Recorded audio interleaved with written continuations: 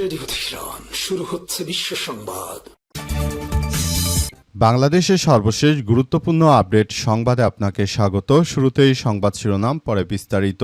প্রথমেই জানাবো, বাগেরহাটের দুর্বৃত্তদের ছুরিকাঘাতে আইনজীবী নিহত। বাগেরহাটের শহরতলিতে এক আইনজীবীকে ছুরিকাঘাত করে হত্যা করেছে দুর্বৃত্তরা। আজ দিবাগত রাত 1টার দিকে শহরের হাড়িখালি তেঁতুলতলা এলাকায় এমন ঘটনা ঘটে। নিহত আইনজীবীর নাম নিজামুদ্দিন শান্ত। তিনি বাগেরহাট সদর উপজেলা পশ্চিমভাগ গ্রামের তোরাবালির ছেলে। বাগেরহাট জেলা আইনজীবী সমিতির সদস্য ছিলেন। এদিকে সব বাধা অতিক্রম করে দেশকে এগিয়ে নিতে চায় সরকার, বললেন প্রধানমন্ত্রী তারেক রহমান। দেশের সব বাধা অতিক্রম করে দেশকে এগিয়ে নিয়ে যেতে চায় সরকার বলে মন্তব্য করেছেন প্রধানমন্ত্রী তারেক রহমান। আজ রাজধানীর তেজগাঁওয়ে নভ থিয়েটার 2 দিনব্যাপী national semiconductor symposium and BIR সামিটের উদ্বোধনী অনুষ্ঠানে প্রধান অতিথির বক্তৃতায় তিনি এমন কথা বলেন। এবারে জানাবো, ফরিদগঞ্জে সরকারি গাছ বিক্রির অভিযোগ, বিএনপি নেতার বিরুদ্ধে মামলা। চাঁদপুরের ফরিদগঞ্জে সরকারি সম্পত্তিতে থাকা গাছ বিক্রির অভিযোগ এনে বিএনপি নেতা ও ইউনিয়ন পরিষদ চেয়ারম্যানের বিরুদ্ধে থানায় লিখিত অভিযোগ দায়ের করা হয়েছে। এদিকে সন্ধ্যা 6টার মধ্যে দেশের 6 অঞ্চলে ঝড়ের পূর্বাভাস, নদীবন্দরের সতর্ক সংকেত জারি। দেশের 6 অঞ্চলের উপর দিয়ে দক্ষিণ বা দক্ষিণ পূর্ব দিক থেকে ঘন্টায় 45 থেকে 60 কিলোমিটার বেগে অস্থায়ীভাবে দমকা বা ঝড়ো হওয়ার সঙ্গে বৃষ্টি অথবা বজ্রসহ বৃষ্টিপাত হতে পারে। আজ 9টা থেকে সন্ধ্যা 6টা পর্যন্ত দেশের অভ্যন্তরীণ নদীবন্দরগুলোর জন্য দেওয়া পূর্বাভাসে এই তথ্য নিশ্চিত করা হয়েছে। এরপর জানাবো, 11 দলীয় জোট ছেড়েছেন খেলাফতে মজলিস। মামুনুল হকের দল এবার জামাত ইসলাম সহ এনসিপি সহ যাদের 11 দলীয় জোট ছিল সেই জোট থেকে তারা সরে দাঁড়িয়েছে। 11 দলীয় জোট ছেড়ে দিয়েছে খেলাফতে মজলিস। আজ কেন্দ্রীয় মজলিসের শুরার বৈঠকে এই সিদ্ধান্ত গ্রহণ করা হয়। বৈঠকের সিদ্ধান্ত অনুযায়ী এখন থেকে 11 দলীয় ঐক্যের সব ধরনের কর্মসূচি থেকে বিরত থাকবে খেলাফতে মজলিস। এবং সর্বশেষ জানাবো, শিক্ষামন্ত্রী পদত্যাগ না করলে কথা বলে লাভ নেই, বলল সিজেপির মুখপাত্র। সরকারের সঙ্গে 3য় দফায় বৈঠকের কয়েক ঘন্টা আগে নিজেদের প্রধান দাবির বিষয়ে শক্ত অবস্থানের কথা জানিয়েছে ককরোচ জনতা পার্টি বা সিজেপি। দলটির কেন্দ্রীয় নেতারা বলছে যে কেন্দ্রীয় শিক্ষামন্ত্রী ধর্মেন্দ্র প্রধান পদত্যাগ না করা পর্যন্ত কথা বলে কোনো লাভ হবে না। নরেন্দ্র মোদীর পদত্যাগ চাই। প্রিয় দর্শক, এতক্ষণ শুনছিলেন সংবাদ শিরোনাম, এবারে বিস্তারিত। তবে তার আগে বন্ধুরা, অনুরোধ থাকবে এই সংবাদটিতে একটি লাইক দিন। এই চ্যানেলে আপনি নতুন হয়ে থাকলে আমাদের সংবাদটি দেখতে দেখতে চ্যানেলটি সাবস্ক্রাইব করে রাখুন। কমেন্ট করে বন্ধুরা আপনার মূল্যবান মতামত জানিয়ে দিন আপনি বিশ্বের কোন দেশ থেকে বা বাংলাদেশের কোন স্থান থেকে আমাদের সংবাদটি দেখছেন এবং শুনছেন। আর বন্ধুরা, সংবাদটি আপনার সোশ্যাল মিডিয়া ফেসবুকে শেয়ার করে বন্ধুদেরও দেখার সুযোগ করে দিন।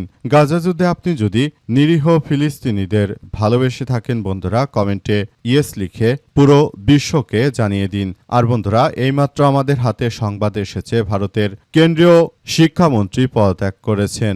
জেনজির আন্দোলনের মুখে তিনি পদত্যাগ করেছেন। টানা কয়েক সপ্তাহ ধরে শিক্ষার্থীরা তার পদত্যাগের জন্য আন্দোলন করছিল।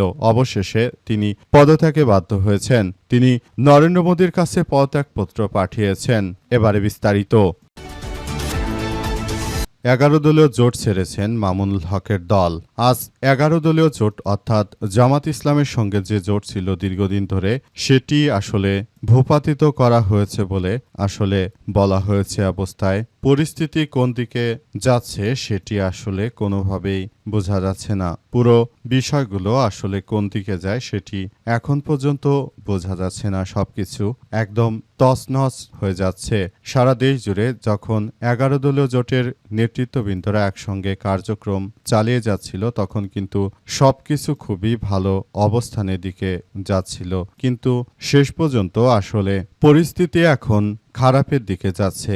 এখন যখন 11 দলীয় জোট থেকে সরে দাঁড়িয়েছে মামুনুল হকের দল, এখন নতুন করে আবার তাদের মধ্যে একরকম ভেদাভেদ শুরু হয়েছে। শেষ পর্যন্ত দেখা যাক তারা কোন দিকে এগিয়ে যায়, সেটি এখন পর্যন্ত বোঝা যাচ্ছে না। আসলে পুরো পরিস্থিতি কোন দিকে যায় সেটি এখন পর্যন্ত জানা যাচ্ছে না। ফরিদগঞ্জে সরকারি গাছ বিক্রির অভিযোগ, বিএনপি নেতার বিরুদ্ধে মামলা। চাঁদপুরের ফরিদগঞ্জে সরকারি গাছ বিক্রির অভিযোগে বিএনপি নেতা ও ইউনিয়ন পরিষদ চেয়ারম্যানের বিরুদ্ধে লিখিত অভিযোগ করা হয়েছে। আজ বিষয়টি নিশ্চিত করা হয়েছে। ফরিদগঞ্জের পক্ষ থেকে জানা গেছে যে আসলে বিএনপির নেতারা এমনই, তারা ক্ষমতা আসার পর থেকেই এমন ধরনের কার্যক্রম শুরু করেছে যেটা সবার জন্য খুবই দুঃখজনক এক ব্যাপার হয়ে দাঁড়িয়েছে। তারা দেশের মধ্যে সারা দেশ জুড়ে এমন সন্ত্রাসী কার্যক্রম শুরু করেছে, সরকারি জায়গা জমি দখল, গাছ বিক্রি সহ এমন ঘটনা তারা ঘটাচ্ছে যেটি আসলে কোনোভাবেই গ্রহণযোগ্য নয়। তারা মূলত এমনভাবে কার্যক্রম শুরু করেছে যেটা আসলে কোনোভাবেই গ্রহণযোগ্য নয়। অতীতেও বিএনপি যতবার ক্ষমতা এসেছে তারা প্রতিবারই দেশের সম্পদ লুটপাট, মানুষের কাছ থেকে অতিরিক্ত চাঁদা, এছাড়াও সড়ক নির্মাণে বিভিন্ন অনিয়মের মতো সরকারি বিভিন্ন জায়গা জমি খালখন্দ দখল করা, পাশাপাশি আরও সারা দেশ জুড়ে বিভিন্ন বিশৃঙ্খল পরিস্থিতি তারা সৃষ্টি করেছে।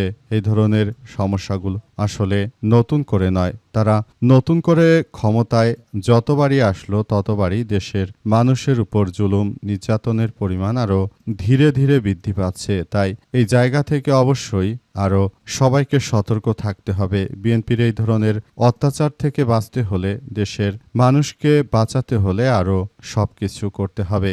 নতুন করে বিষয়গুলো নিয়ে আমাদের ভাবার সময় এসে গেছে, কারণ তাদের উপর এখন আর মানুষ ভরসা করতে পারছে না। প্রধানমন্ত্রী তারেক রহমান যেসব প্রতিশ্রুতি দিয়েছিলেন তার কয়টা তিনি রক্ষা করতে পেরেছেন? তিনি সারা দেশে 6 মাসের মধ্যে 1 কোটি মানুষের কর্মসংস্থানের যে কথা বলেছিলেন, প্রকৃতপক্ষে তিনি কয়জনের কর্মসংস্থান সৃষ্টি করেছেন? বরঞ্চ দেশের মানুষের কর্মসংস্থান তো হয়নি, বরং দেশের বিভিন্ন সরকারি জায়গা, এছাড়া এমনকি পদ্মা ব্রিজের নিচ থেকেও মাটি কাটা, বালি কাটার মতো ঘটনা ঘটেছে।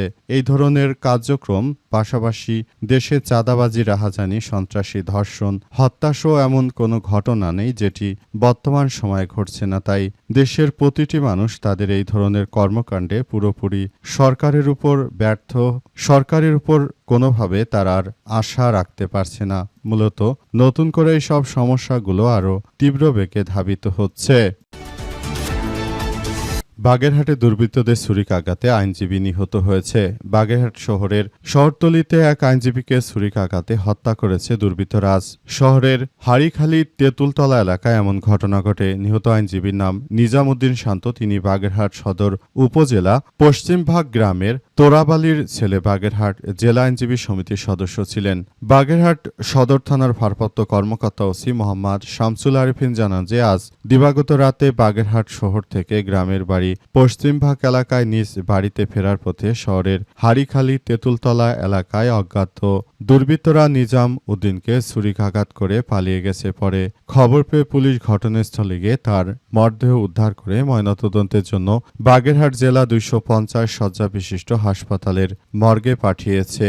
এ ঘটনায় এখন পরিস্থিতি থমথমে অবস্থায় বিরাজ করছে। সবাই বলাবলি করছে যে আসলে দেশের মধ্যে এতটা অনাকাঙ্ক্ষিত ঘটনা ঘটছে সেটা আসলে বলে বোঝানো যাচ্ছে না। এই মুহূর্তে সবাই অনেক বেশি হতাশার মধ্যে রয়েছে, কারণ বর্তমান সময় আমরা দেখতে পাচ্ছি দেশের বিভিন্ন জায়গায় আসলে পুরোদমে সমস্যার সৃষ্টি হয়েছে, পুরোদমে সবকিছু তছনছ করে দেওয়া হচ্ছে।